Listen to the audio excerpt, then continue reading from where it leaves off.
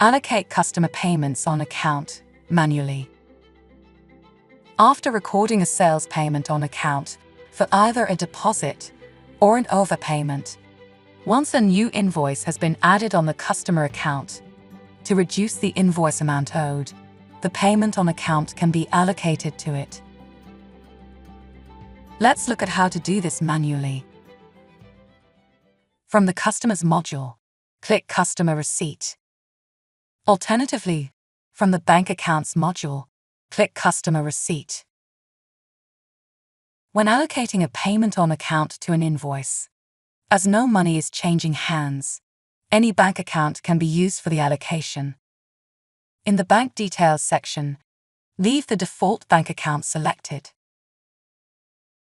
In the Customer Details section, select the required customer. All unpaid transactions are listed below. In the Receipt Details section, enter the date required for the allocation. If the invoice and sales payment on account are for different dates, we recommend using the later date for the allocation. Leave the reference and extra reference boxes blank, as these will not update on allocation. As we are not receiving any money into the bank account, leave the amount box set to 0.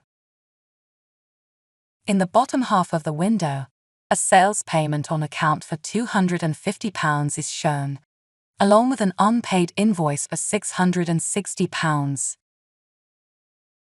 To mark the sales payment on account as paid, click the receipt box and manually enter the amount you'd like to allocate. To allocate the full value of the payment on account, click Pay in Full. Alternatively, press the F3 function key.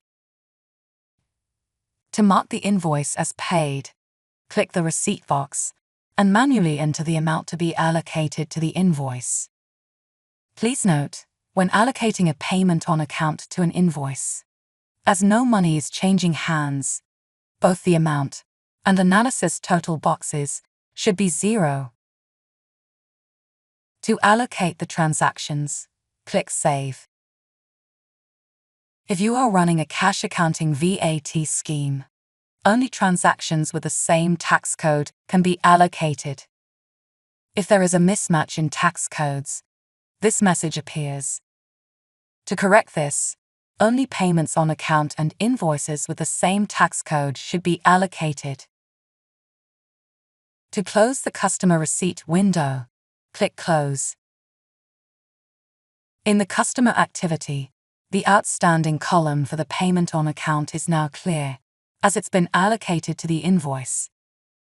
The outstanding column shows the outstanding amount remaining on the invoice.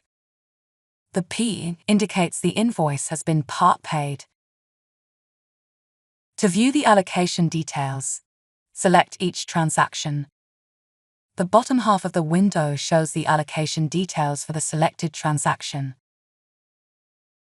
To close the Customer Activity window, click Close. You've now learned how to allocate a payment on account to an invoice in Sage 50 Accounts.